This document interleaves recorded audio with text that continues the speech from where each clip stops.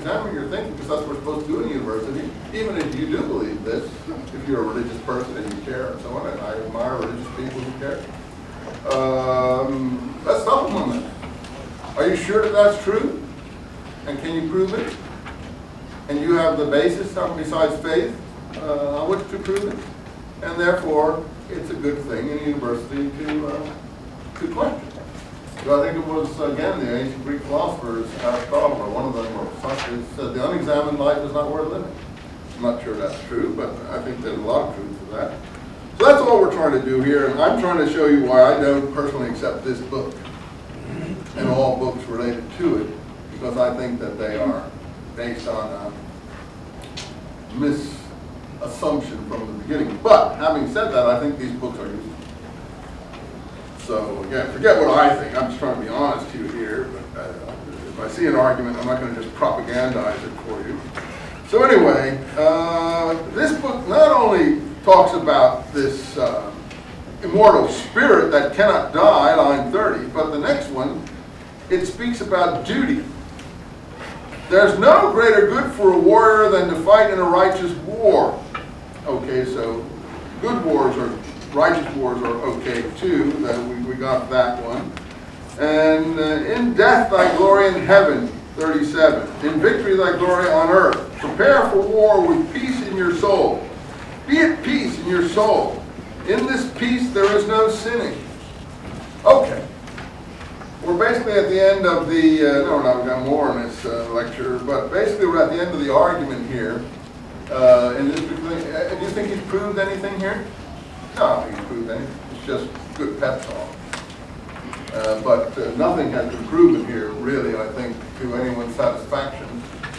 Maybe it has, maybe it hasn't. But let's go on here, because I thought we were at the end, but we are not. Let's see. Prepare for war with peace in your soul. Now that is another point that I think is important to emphasize. There's body and soul split. There's duty. And this book thinks you should do your duty, even if you're an untouchable street sweeper. If you sweep the streets well, you actually are doing a good service, and in fact you are fulfilling your karma, if you like.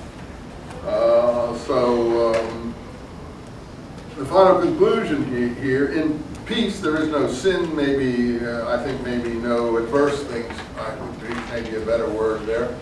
In peace there are no adverse things. So peacefulness is also something they are seeking. And I said that's why the blood pressure will get lowered from these types of approaches to reality, because they seek a lowering of the struggle, finding peace, and that's another outcome of these disciplines, which are, I think, positive for a person. But that you're going to achieve eternality is the only one that I'm arguing with. I'm not arguing with the others.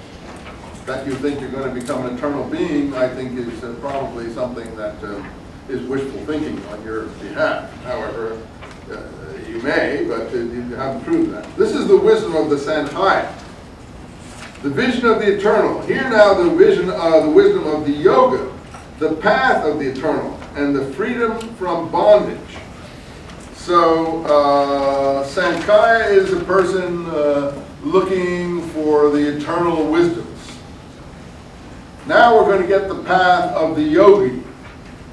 And the next several lines talk about the Vedas, line 45. And it says, Arjuna, be in truth eternal, beyond eternal earthly opposites, beyond gains, possessions. Possess thy own soul. That is, find your soul, work on your soul, and so on. And you're going to start the work of the yogi. Set your heart upon your work. This is now karma yoga. Work yoga. Set your heart upon your work. Don't look for the reward. Do not work for the promise of heaven and hell, as it were. Do not work for a reward. Do your work in the peace of yoga, free from selfish desires. Now, what is yoga? Yoga is the discipline that you follow to achieve these goals. And the yogi is the one who follows the discipline. Now this discipline, there are different kinds of yoga. This discipline, this karma yoga, is the discipline of work yoga. So you do your, that's a wholly other thing than we've been